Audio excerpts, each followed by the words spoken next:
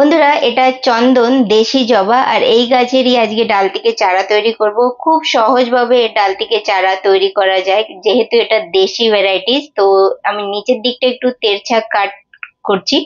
আর একটুখানি তেরছা কেটে নিলে আপনার একটুও ডাল কিন্তু ওয়েস্ট হবে না, মানে নষ্ট হচ্ছে না।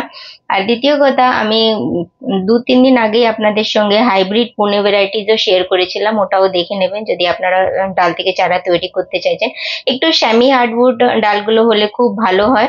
আর আঙুলের মতো মোটা হলে, কিন্তু আমার এখানে বেশি মোটা ডাল আমি পাইনি। তো এইভাবে সব পাতাগুলো সরিয়ে দেবেন। 4 ইঞ্চি, 5 ইঞ্চি, 6 ইঞ্চি মতো সাইজ আপনারা রাখতে পারবেন, যেরকম আপনারা ডালগুলো পাচ্ছেন কেটে নেবেন। আমি এখানে দুটো ডাল কেটে দেখিয়ে দিচ্ছি আপনাদেরকে। লাগাবো আমি এখানে অনেকগুলোই, মানে ডালগুলো বসাবো।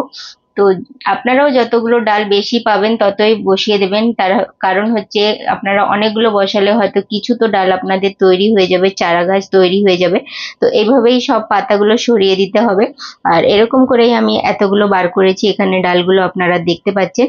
আর এই ডালগুলোই এখন আমরা বসাবো, মাটিতে বসাবো। আমি পুরো কোকোপিট ব্যবহার করছি না এখানে। তো দেখে নিন।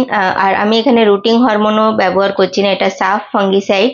আর খুব সহজেই এগুলো কিন্তু আপনারা পেয়ে যাবেন কিনতে, নর্মাল যেখানে গার্ডেনিং রিলেটেড জিনিস পাওয়া যায়। নিচে আর ওপরে দুটো দিকেই কিন্তু আমাদের এই ফাঙ্গিসাইডের একটা পেস্ট মতো লাগিয়ে নিতে হবে। দ্বিতীয় কথা বলছি যে, যে দিকটা নিচে সেদিকটা নিচে যেন যায়, আর যে দিকটা ওপরে ছিল গাছের সেদিকটা যেন ওপরে যায়। উল্টো ডাল কখনোই লাগাবেন না, নাহলে কিন্তু আপনার চারা গাছ কখনোই তৈরি হবে না। কিছু কিছু টিপস আপনারা ফলো করবেন, তাহলেই আপনাদের কিন্তু ডাল থেকে চারা তৈরি হবে। এখন মোটামুটি সব জায়গায় বর্ষা স্টার্ট হয়ে গেছে, তো অনেক বেশি বর্ষার জল যেন না লাগে, এটা খেয়াল রাখবেন।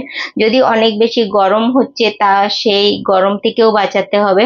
আমাদের ডাল থেকে চারা কিন্তু বেশি রোদ, বেশি বর্ষা, বেশি ঠান্ডা সব জিনিস থেকেই বাঁচাতে হয়।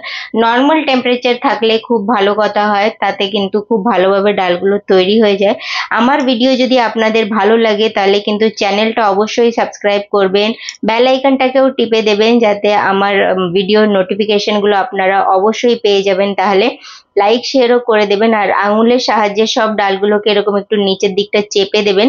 এতে হবে কি, যে ডালগুলো নড়বে না। আর নোড এরিয়া যেন এর ভেতরে অবশ্যই ঢুকে থাকে, তাহলেই কিন্তু আপনার শেকড়গুলো বের হবে।